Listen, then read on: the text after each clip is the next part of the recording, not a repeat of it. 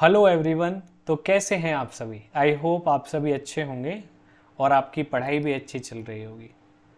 तो आज हम डिस्कस करेंगे हाइपरबोला के बेसिक कॉन्सेप्ट्स के बारे में कि हाइपरबोला क्या होता है, इसमें कौन से फॉर्मूले होते हैं, क्या इसमें सिमिलैरिटीज़ हैं इलिप्स से, और इलिप्स से क्या चीज़ें हाइपरबोला में अलग होती हैं। वो सारी चीज़ें हम बिल्कुल सीधा, सिंपल, स्ट्रेट, धीरे धीरे डिस्कस करेंगे, जिससे कि आपको अच्छे से चीज़ें समझ में आए और ये वीडियो आपके लिए यूज़फुल साबित हो। तो चलिए स्टार्ट कर लेते हैं हाइपरबोला। देखिए हाइपरबोला बनता कैसे है, सबसे पहले हम वो बना लेते हैं। देखिए ये एक्स एक्सिस मान लो, ये वाई एक्सिस मान लो। अब इसमें जो हाइपरबोला बनता है आपका वो देखो इस तरह से बनेगा। एक इधर बनता है, एक इधर, मतलब दो पैराबोला जैसा दिखता है, आप ऐसा समझ सकते हो। ये हमारा क्या होगा? हाइपरबोला। ये एक्स एक्सिस हो गया, ये वाई एक्सिस हो गया। अब इसमें एक चीज समझने वाली ये है, जैसे हम पहले a,0 लेते थे जो कोऑर्डिनेट्स ऑफ फोसाई हो जाते थे, तो यहां पे a,0 क्या रहेगा? यहां पे ये जो पॉइंट है, ये पॉइंट क्या है? वर्टेक्स। वर्टेक्स ऑफ हाइपरबोला है ये पॉइंट। क्या है? Vertex of hyperbola, vertex. ऐसे ही ये हमारा क्या है? वर्टेक्स। ये दोनों पॉइंट वर्टेक्स हो गए। और यहां पे कहीं इसका क्या होता है? फोकस। ये मान लो F1 हो गया, ये आपका F2 हो गया, ये आपका वर्टेक्स हो गया। हम जानते हैं कि दोनों फोकस को ज्वाइन करने वाली लाइन का मिड पॉइंट ही क्या होता है? सेंटर होता है। क्या होता है? सेंटर। तो ये हाइपरबोला का क्या हो गया? सेंटर हो गया। इसमें मेजर और माइनर एक्सिस नहीं होते, प्लीज नोट डाउन। इसमें मेजर और माइनर एक्सिस नहीं होंगे, जैसा हम इलिप्स में पढ़ते हैं। मेजर माइनर एक्सिस इसमें नहीं होते हैं, ठीक है। इसमें अब क्या होगा? इसमें होते हैं ट्रांसवर्सल एक्सिस, ट्रांसवर्स एक्सिस और कॉन्जुगेट एक्सिस। जो ये हॉरिजॉन्टल होता है इसको बोलते हैं ट्रांसवर्सल एक्सिस, ट्रांसवर्स एक्सिस बोल दो। और ये क्या होता है आपका? जो परपेंडिकुलर होता है इसके, ये होता है कॉन्जुगेट एक्सिस। ये इसकी बेसिक बातें हो गई। अब इन बातों को समझ के आपके मन में एक चीज आ रही होगी कि हाइपरबोला ऐसा दिखता है, ये इसके पार्ट्स होते हैं, लेकिन इसकी डेफिनेशन क्या होती है? डेफिनेशन आपको बुक में सब जगह मिल जाएगी। मैं उस डेफिनेशन का मीनिंग आपको समझा देता हूं कि उसका मीनिंग क्या है। A hyperbola is a set of all points such that the difference of every point, the difference of the distance of every point from two focuses is always constant. ये आपको हर जगह लिखा मिल जाएगा। अब इसका मीनिंग क्या होता है? इसका मीनिंग ये होता है, मान के चलो ये हाइपरबोला में मैंने दो पॉइंट बना लिए, ये तीन बना लिए, चलिए P1, P2, P3। अब P1 पॉइंट का डिस्टेंस F1 से क्या हो जाएगा? P1 का डिस्टेंस F1 से ये हो गया PF1, और P1 का डिस्टेंस ही F2 से क्या हो जाएगा? P1 F2। अब इनका जो डिफरेंस है, मतलब P1 F1 और P1 F2, ये डिस्टेंस है। इनका डिफरेंस हमेशा क्या रहेगा? कांस्टेंट रहेगा। किसी भी पॉइंट को उठा लो, किसी भी पॉइंट को उठाने का मतलब P2 ले लो, P2 F1 और P2 F1 और P2 F2। तो P2 F2 minus P2 F1, ये भी क्या रहेगा? कांस्टेंट। मतलब ये दोनों आपस में क्या रहेंगे? सेम रहेंगे। ये क्या रहेंगे? सेम। मतलब P1 F2 minus P1 F1 is equal to P2 F2 minus P2 F1। और कितने ही पॉइंट? तीसरा होगा, इसके लिए भी यही चीज होगी, P3 F2 is equal to P3 F2 minus P3 F1। मतलब कोई भी आपने पॉइंट लिया हाइपरबोला पे, उसके डिस्टेंसेस का डिफरेंस, कौन से डिस्टेंसेस का difference? The distance of that point from focus to focus 1, the difference of the distance of that point from focus 1 and focus 2 will be constant for every point on that hyperbola. So the set of such points is known as hyperbola. ऐसे ही इसके लिए ये चीज होती है, ठीक है।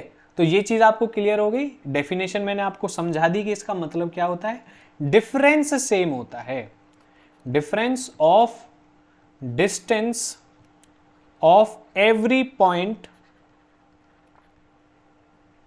From to foci, foci plural form of focus, दो फोकस होते हैं ना, दोनों फोकस से, इज ऑलवेज सेम, सेम लिख लो, कांस्टेंट लिख लो। ये इसका मेन पॉइंट होता है हाइपरबोला की डेफिनेशन का। तो ये सारी चीजें हमने डिस्कस कर ली। आई होप ये आपको समझ में आ गई होंगी। समझ में आ गई हो तो जल्दी से एक वीडियो को लाइक कर दें और आगे बढ़ते हैं, आगे समझते हैं, ठीक है। चलिए, इतना काम हो गया। अब बात आती है कि इसमें ए जीरो क्या होता है, बी क्या होता है, इसकी इक्वेशन क्या होती है। तो बेसिकली मैं इस हेडिंग दे देता हूं यहां पे, एक इक्वेशन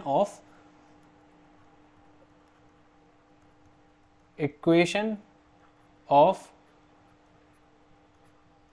हाइपरबोला।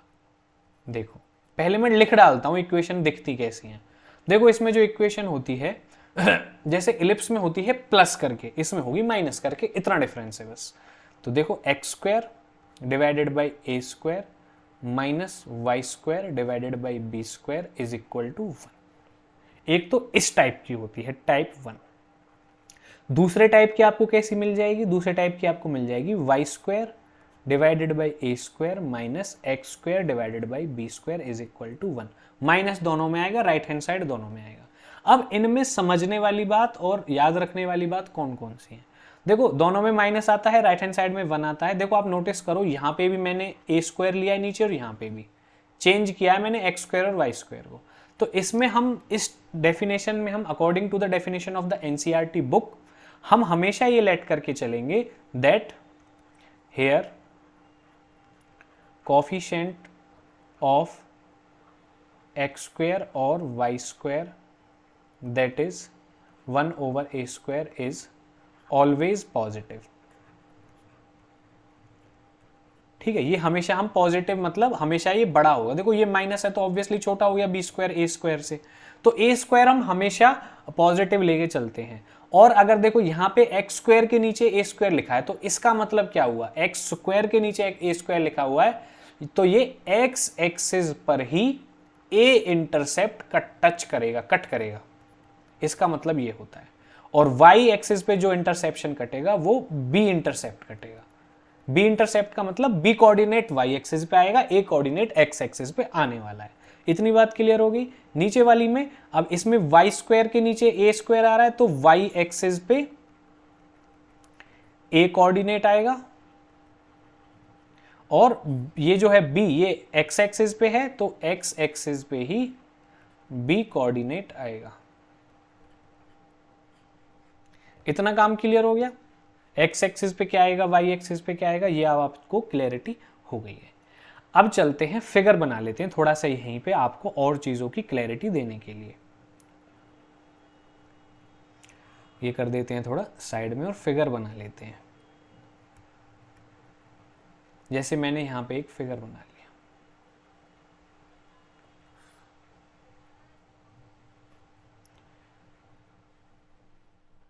हाइपरबोला, ये हाइपरबोला बन गया, ये इधर हाइपरबोला बन गया।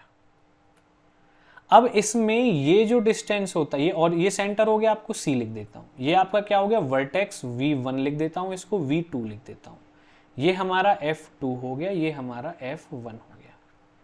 तो जो डिस्टेंस होता है सेंटर से लेके वर्टेक्स का, ये जो डिस्टेंस होता है आपका, ये डिस्टेंस क्या होता है, ये होता है आपका डिस्टेंस A। मतलब ये जो कोऑर्डिनेट आएगा ये आएगा A,0। क्लियर हो गई बात। और ये जो पॉइंट आता है ये आता है आपका फोकस का, जो फोकस है उसके कोऑर्डिनेट्स होते हैं, बिकॉज F1 और F2 क्या है आपके फोकस, ये सेंटर हो गया।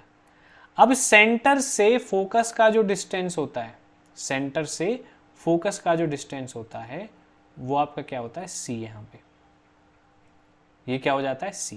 ऐसे ही यहां से यहां तक का, सॉरी ये क्या हो जाएगा, ये हो गया -A,0 और ये जो डिस्टेंस है आपका ये क्या हो गया C। और ये पूरा F2 और F1 के बीच का जो डिस्टेंस होगा ये हो जाएगा 2C। क्लियर होगी बात। अब A मैंने आपको बता दिया क्या होता है, B आपको बता दिया, तो C क्या होता है, सॉरी सी बता दिया, बी क्या होता है, बी रह गया। अब देखो बी को समझने के लिए मैं आपको नीचे एक छोटा सा फिगर बना देता हूं। और देखो ये जो कंडीशन है ना, जो डिस्कस कर रहे हैं हम, ये कौन सा केस डिस्कस कर रहे हैं, जब hyperbola is symmetric to x axis. Symmetry किसके लिए है, एक्स एक्सिस के लिए है, symmetric x axis. X axis मतलब देखो एक्स एक्सिस के ऊपर वाला पार्ट और एक्स एक्सिस के नीचे वाला पार्ट, एक्स एक्सिस के ऊपर वाला पार्ट, एक्स एक्सिस के नीचे वाला पार्ट एग्जैक्टली सेम है, मतलब सेम टाइप ऑफ आ रहा है, ऊपर ऊपर जैसा ऊपर फिगर है एक्स एक्सिस के, ऐसे ही नीचे फिगर है, तो ये सिमेट्रिक टुवर्ड्स एक्स एक्सिस है। ये कंडीशन हम डिस्कस कर रहे हैं। इसके बाद हम वाई एक्सिस के अराउंड भी, अलोंग भी सिमेट्री डिस्कस करेंगे। तो इतना काम हो गया। अब देखो बी कैसे निकालेंगे, बी पे फोकस करते हैं, बी क्या होता है और कहाँ बनता है। एक दूसरा फिगर मैं बना लेता हूं आपको समझाने के लिए, वरना इसमें फिर ज्यादा हो जाएगा हौच पौच। देखो ये बन गया यहां पे हाइपरबोला, बी निकाल रहे हैं हम, बी है ना। अब इसमें क्या होता है, सिंपल सा लॉजिक है, यहां पे तो आपका वर्टेक्स होता है। अब अगर मैं एक टेंजेंट ड्रॉ करूं जो दोनों हाइपरबोला, जो कर्व्स बन रहे हैं हाइपरबोला के, इन दोनों पे टेंजेंट हो और सेंटर से पास करे, ये मैं दूसरे कलर में बना देता हूं जो आपको अच्छे से हाईलाइट होके दिख जाए।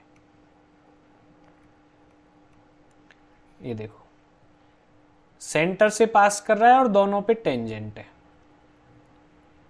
ये क्या है, टेंजेंट है, दोनों पे टेंजेंट है, यहां पे टच कर रहा है इसको यहां पे और सेंटर से पास कर रहा है। अब ऐसे ही मैं एक इधर से ड्रॉ कर सकता हूं, इस तरह से, जो सेंटर से पास करे और दोनों पे क्या हो, टेंजेंट हो। ये हो गया काम, और ये दोनों ही सेंटर से पास कर रहे हैं और टेंजेंट में है। अब इसमें हमें क्या देखना है, इस पॉइंट से इस पे परपेंडिकुलर और यहां से ये परपेंडिकुलर, तो ये पॉइंट आ गया। ये पॉइंट हमारा क्या होता है, 0,b। अब नीचे एक परपेंडिकुलर यहां पे, ये अच्छे से फिगर नहीं बनाया तो आप समझ लेना, एक ये परपेंडिकुलर यहां पे आएगा, एक यहां से परपेंडिकुलर, मतलब ये जो परपेंडिकुलर यहां पे y एक्सिस को कट करता है, ये 0,-b, तो b हमारा यहां से आ जाता है। ठीक है, तो ये हमारा हो जाता है b। मतलब अगर x एक्सिस के सिमेट्रिक है तो जो आपका b है वो y एक्सिस पे लाई करेगा, और अगर आपका हाइपरबोला y एक्सिस के सिमेट्रिक है तो आपका जो a है वो y एक्सिस पे लाई करेगा और b आपका x एक्सिस पे लाई करेगा। क्लियर हो गई बात। अब देखो यहाँ पे ये चीज समझने वाली है, यहाँ पे एक्स स्क्वायर का जो कोफिशिएंट है वो बड़ा है, तो ये वाला जो कर्व है ये एक्स एक्सिस के सिमेट्रिक होगा, मतलब ये कैसा बनेगा, ऐसा बनेगा। इसमें वाई स्क्वायर का जो कोफिशिएंट है वो पॉजिटिव है, तो यहाँ पे वाई एक्सिस के सिमेट्रिक बनेगा। वाई एक्सिस के सिमेट्रिक बनने का मतलब ये आपका ऐसा बनेगा।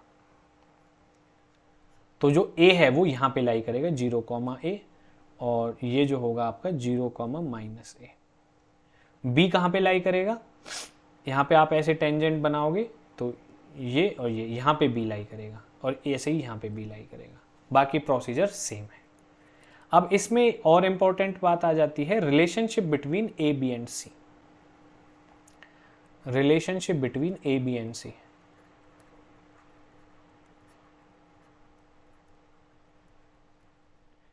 ए बी एंड सी। देखो पहला जो रिलेशन पढ़ा था उसमें आपने देखा था a square is equal to b square plus c square होता है इलिप्स के केस में। इसमें आपको क्या करना है, इन दोनों को रिवर्स करके माइनस साइन लगा देना, यही ट्रिक है याद करने की। दोबारा सुन लो, इलिप्स का अगर याद है सारी चीजें सेम, बी और सी को इंटरचेंज करके माइनस लगा दो, बात खत्म। मैंने भी ऐसे याद किया था। देखो तो a स्क्वायर हो गया, बी स्क्वायर को जगह सी स्क्वायर लिख दो, बाद में बी स्क्वायर लिख दो, बीच में लगा दो माइनस, ये इसका फॉर्मूला बन गया। इससे आपको हेल्प ये हो जाएगी, अगर a और c गिवन है b निकल जाएगी, b और c गिवन है a निकल जाएगा, a और b गिवन है c निकल जाएगा। एक्सेंट्रिसिटी क्या होती है, एक्सेंट्रिसिटी का सेम फॉर्मूला रहेगा c/a, ये सेम फॉर्मूला रहेगा जैसा इलिप्स में होता है। लेटस रेक्टम की बात कर लेते हैं। लेटस रेक्टम क्या रहेगा, लेटस रेक्टम भी सेम ही रहेगा, L से रिप्रेजेंट करते हैं 2b²/a, इससे हमारा लेटस रेक्टम निकल जाएगा। क्लियर हो गया। तो मैंने आपको बिल्कुल धीरे धीरे आसानी से विद ट्रिक याद कैसे करोगे, मतलब क्या होता है, सारी चीजें मैंने आपको अच्छे से क्लियर कर दी। आई होप ये आपके लिए यूज़फुल वीडियो रहेगा और आपको ये चीज़ें समझ में आई होंगी। कमेंट सेक्शन में ज़रूर बताना, वीडियो को लाइक करना जिससे कि हमारा मोटिवेशन बना रहे इसी तरह से आपके लिए न्यू कॉन्सेप्ट्स और एक इजी लैंग्वेज में, जिससे कि आप समझ पाओ कि क्या मीनिंग है। देखो बुक में चीज़ें लिखी होती हैं बहुत सारी, लेकिन जब हम आपको बताते हैं कि डेफिनेशन का क्या मतलब है, इस चीज़ का क्या मतलब है, तो वो चीज़ें ज़्यादा समझ में आती हैं और आप उनको अप्लाई भी कर पाते हो अपने रियल लाइफ प्रॉब्लम्स में जब आप क्वेश्चन सॉल्व करोगे। तो चलिए मिलते हैं आपसे अगली वीडियो में। Take care, bye bye, let's you in the next class. And video को लाइक और सब्सक्राइब कर लेना, क्योंकि ये हमारे लिए बहुत इंपॉर्टेंट है। इतनी मेहनत लगती है वीडियो को बनाने में। तो चलिए बाय बाय।